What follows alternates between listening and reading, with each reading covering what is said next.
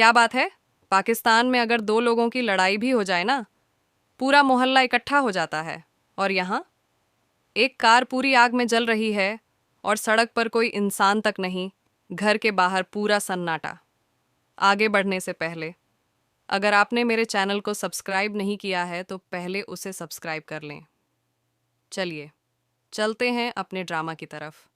सबसे पहले बात करते हैं उस कार बर्निंग वाले सीन की। उफ, पूरा फेक था। एडिटिंग वाली आग इतनी साफ पता चल रही थी कि एक नज़र में पकड़ में आ रही थी।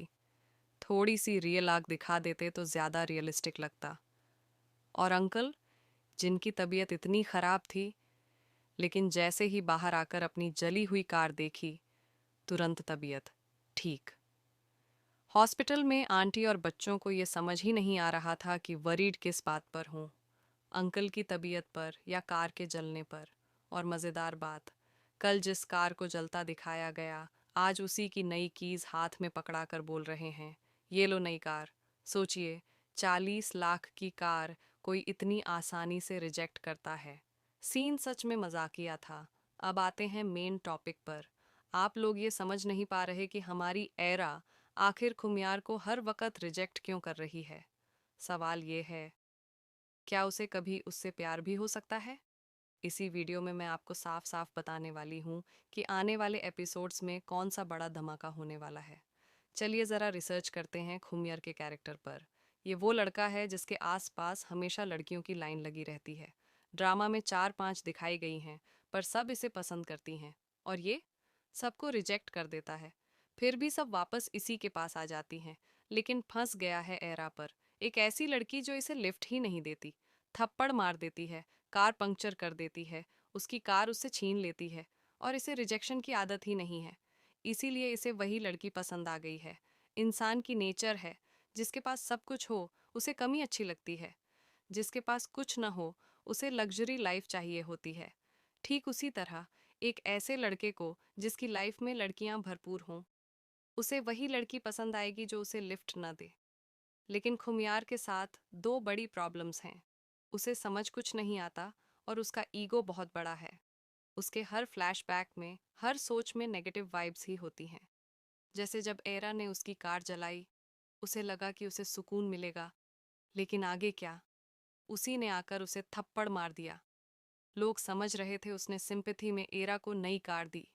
नहीं, वो स्टाइल में बदला लेना चाहता था, इसलिए पिता के अकाउंट से पैसे निकालकर नई कार खरीद लाया। और इच्छा सिर्फ फ्रेंडशिप की। असल प्लान क्या है? लड़की को प्यार के जाल में फंसाना, फिर उसे वहीं ला देना जहां से बचना मुश्किल हो। आने वाले एपिसोड्स में होगा क्या? खुमियार उसके घर के बाहर खड़ा होगा, कभी प्रपोज करने की कोशिश, एसयूवी को बलून से सजाकर सॉरी लिख देगा। और सच ये है, कोई भी लड़की कितनी भी सख्त क्यों ना हो, एक दिन सॉफ्ट हो ही जाती है। लेकिन एरा लिफ्ट नहीं देगी। तब खुमियर करेगा अगला वार। फेक एक्सीडेंट, झूठा message, he is in hospital, last time मिल लो। वो आएगी, उसे बंधा हुआ देखेगी और वो फ्रेंडशिप की रिक्वेस्ट करेगा। फ्रेंडशिप जो बस एक जाल है। पहले फ्रेंडशिप, फिर प्यार, फिर बड़ा धमाका। असल धमाका जब दोनों की शादी फिक्स हो जाएगी, दुल्हन चलकर आएगी और शादी के मंडाप में खुमियार सबके सामने शादी से इनकार कर देगा। क्यों? क्योंकि वो चाहता है कि ये दर्द एरा कभी न भूले। ईगो सेटिस्फाई हो जाएगा, लेकिन वो खुद प्यार के बड़े शौक में गिर जाएगा। और तब उसे समझ आएगा कि मेरी जिंदगी है तू, सिर्फ एक नाम नहीं, एक सच्चाई है। एक्टिंग की बात करें तो कमाल। कैफे वाला सीन, खुमियर का प्रपोज करना और हनिया आमिर के एक्सप्रेशंस बिल्कुल रियल लगे। बिलाल अब्बास तो वैसे भी एक्टिंग के उस्ताद हैं, यहाँ भी छा गए। एक और इंटरेस्टिंग बात, ओएसटी गाया है असीम अजहर ने और हीरोइन है हनिया आमिर। अपने एक्स बॉयफ्रेंड की आवाज़ पर एक्टिंग करना आसान बात नहीं है।